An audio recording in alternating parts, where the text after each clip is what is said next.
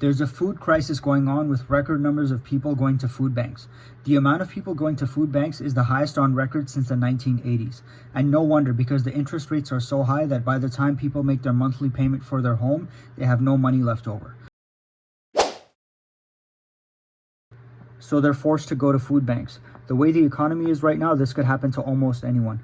Not to mention, we already have food shortages, threat of nuclear war, inflation, cyber attacks, and a bunch of other reasons to prepare. So everyone should start off with having a good stockpile of long-lasting prepper foods. Today I'm going to give you a few ideas on what foods you should stockpile for anything from job loss to a major disaster. First up is white rice. I regularly get people telling me to stop mentioning white rice because it's not healthy. But the reality is that health will be the last thing on your mind if you and your family are hungry. You'll only be worried about filling your stomachs. 1 cup of rice will get you about 4 grams of protein and 44 grams of carbs. You need that to keep you full and give you energy. Rice is also pretty cheap compared to a lot of other foods and will last 25 to 30 years in mylar bags with oxygen absorbers. In ancient Japan, rice was actually used as a currency. It's how farmers were taxed and how the samurai were paid. So having lots of rice was a sign of wealth. Even in our time right now, it'll be a very similar situation post-societal collapse.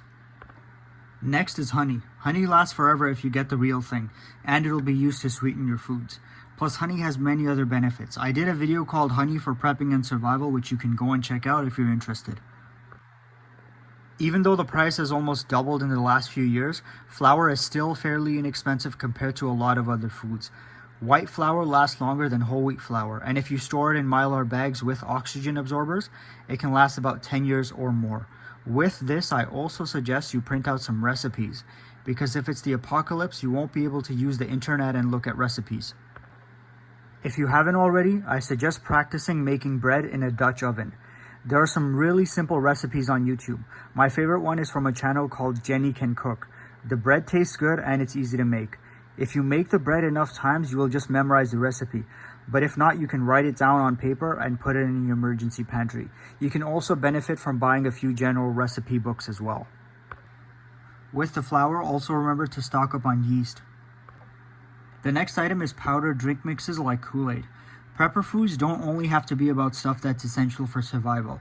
You could also have some things for enjoyment.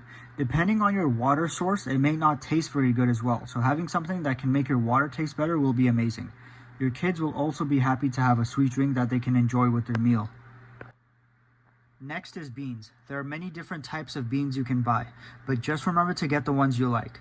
Yes, you'll eat anything if you're really hungry, that's a fact, but why not get something that you'll actually enjoy? Now let's talk about cooking.